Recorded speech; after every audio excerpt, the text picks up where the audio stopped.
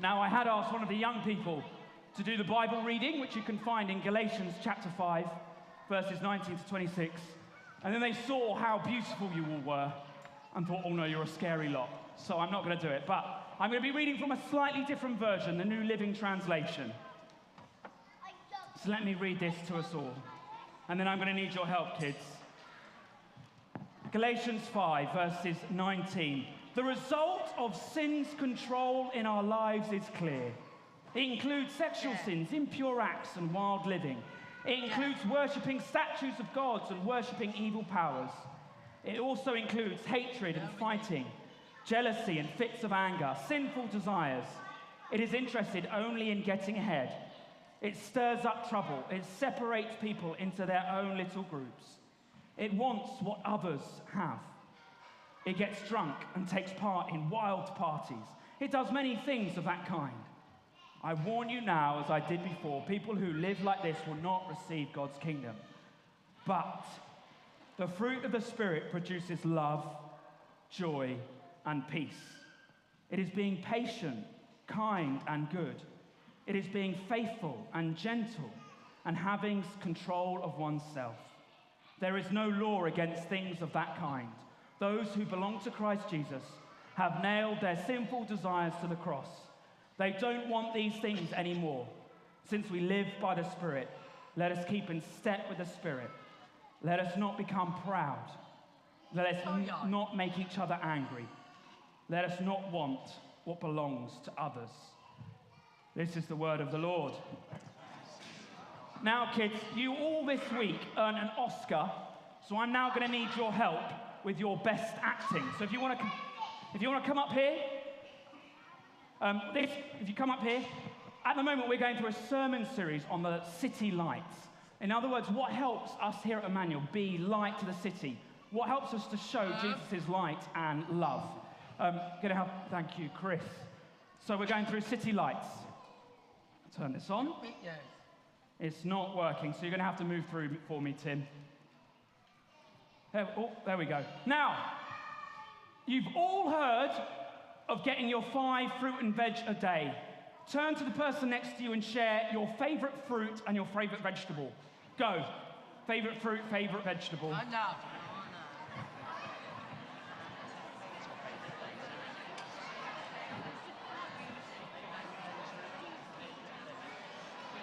Now do your least favourite fruit and least favourite vegetable.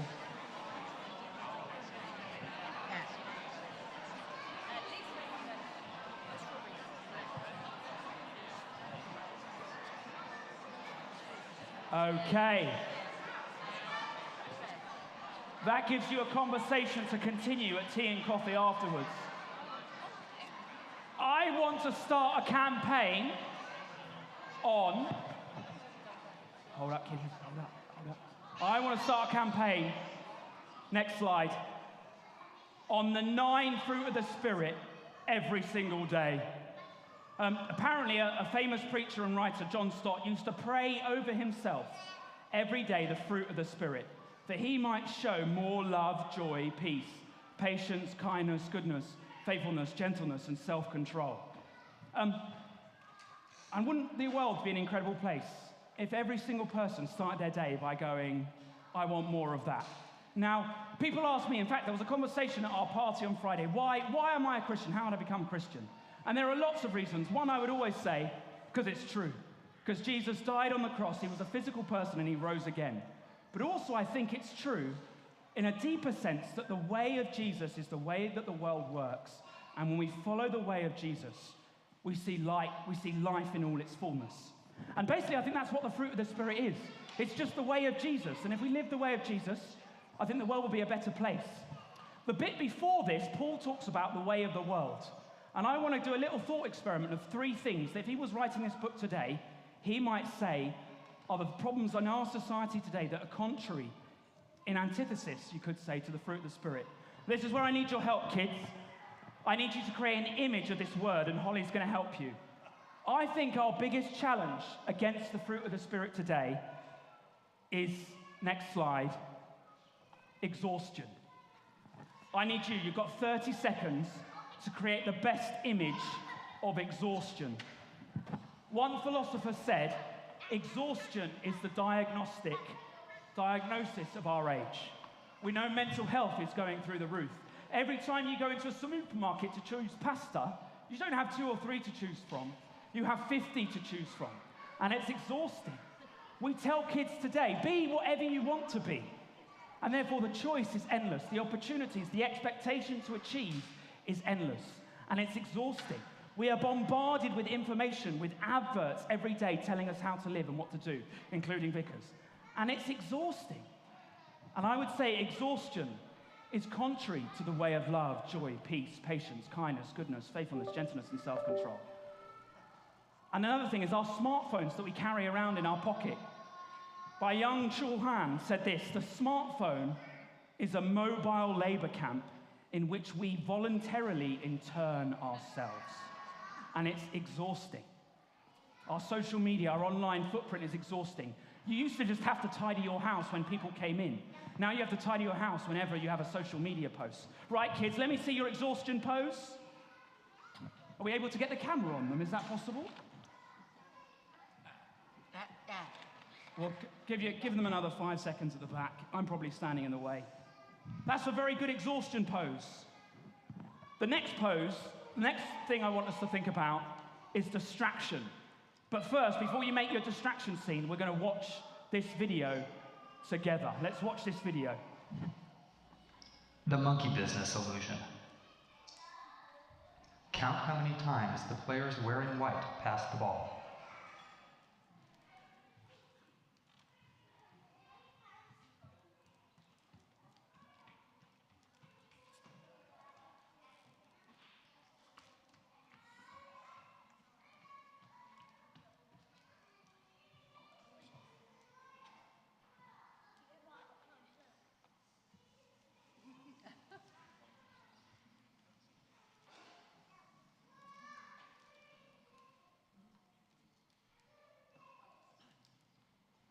The correct answer is 16 passes.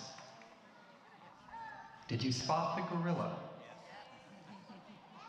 For people who haven't seen or heard about a video like this before, about half missed the gorilla. If you knew about the gorilla, you probably saw it.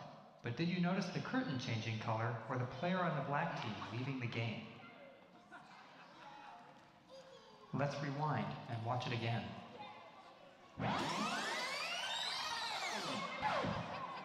Here comes the gorilla, and there goes a player, and the curtain is changing from red to gold.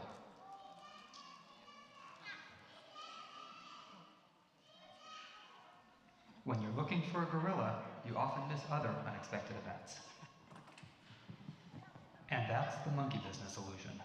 Okay, kids, your next challenge is to learn more about this illusion and the original gorilla experiment at the Invisible. Create for me your best image of distraction. Grown-ups, put your hand out if you saw the gorilla. About half. Put your hands, keep them up if you saw, put your hand out if you saw the changing color of the curtain. Very good. Your powers of observation are very, very good.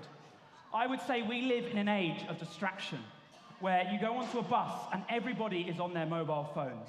We are constantly bombarded with notifications. Apparently, 1 in 3 people in this country, children aged between 8 and 12, want to be a YouTuber. Why? Because I think my son wants to be a YouTuber because they're smart enough to know the real currency today is in people's attention. And if you can get people's attention, you can make a lot of money. Average attention span in someone's job in 2004 was 2.5 minutes, how long somebody could be expected to focus on a task. Today, it's estimated to be about 47 seconds.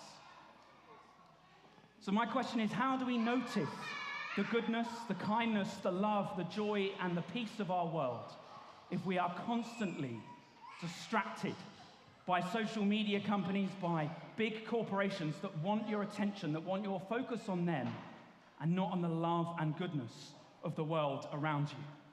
Let me see your distraction image, guys. Let me see it. Very good, very good, very good. I've got one more for you to create. This is narcissists, where we get the person narcissism. And apparently, he saw his reflection in a pool and became in love with his own image. I would say one of the things contrary to the fruit of the Spirit today is narcissism. You might have to help them with that, Holly. So be in love with yourself. See if you can create that for me. But apparently, British adults, that's you lot, take roughly 884 pictures a year, and over half of them are of yourself. If I was to go through your phone, over half of your pictures would be of you. And then on a study that was done on Instagram, 51% of those selfies fell strictly into the appearance category. In other words, we have become obsessed with yourself, ourselves. We all have our own personal algorithm for us whenever you go online. The World Wide Web has created your own personal algorithm that feeds back the information you want to hear, confirming your bias, confirming the things that you want to see. And so my question is, if you are so full of yourself, how can you be full of the fruits of the Spirit? How are we doing with our narcissism image? Hugging yourself. Very good, Eliza. I want to finish with one final quote, which I think captures this beautifully. A book called Worship or Suicide. Thanks, mate. Are you ready? A society made up of people who sacrifice themselves for their family, their brothers and sisters, their colleagues, their friends, and ultimately, even a stranger will radiate life. To the contrary, when more and more people demand rights and fewer people are willing to sacrifice their privilege in order to take up responsibility, when the state must pay its citizens for every act of kindness, this is a sign of imminent collapse, as every system is able to thrive only when more energy is added than taken away. And I would say that sums up what it is for us as Emmanuel to be a light for the city. That is energy putting in rather than expecting to take out. And that is ultimately a society built on the love of Jesus, when we're prepared to put more in than we expect to get more out. The self-sacrificial love of Jesus, where on the cross, he gave everything of himself so that we might have a relationship with him, where he was prepared to put more in that he might get us out. And I think that's what it's to be a light to the city, and I think that's what it is, to be filled with the fruit of the Spirit, a gift from God to us to radiate his goodness, his kindness, his love, his joy, his peace, without expecting to get something out. So kids, my final challenge for you, my final help, is I need you to give everyone give everyone their own smartphone. Unfortunately, the budget wouldn't stretch to a real smartphone for you all. So if you all want to give those out, and we get the pens out as well. Share them out. There you go. And there's pens to give out for everyone as well. There's pens. All the pens are in the pews, apparently. Look at that, that's organised.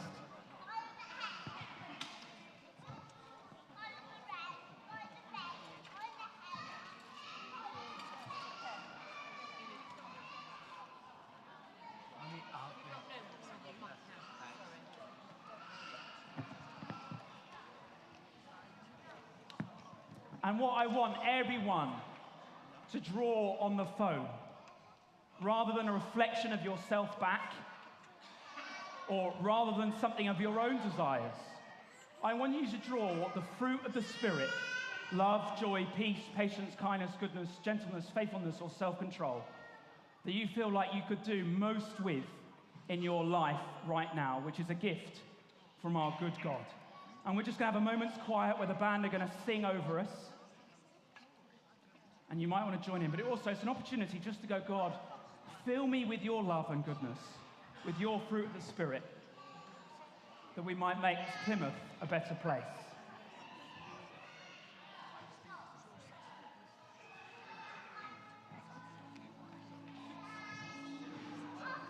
So drawing on your phone, a fruit of the Spirit that you would like to receive from God, that would help you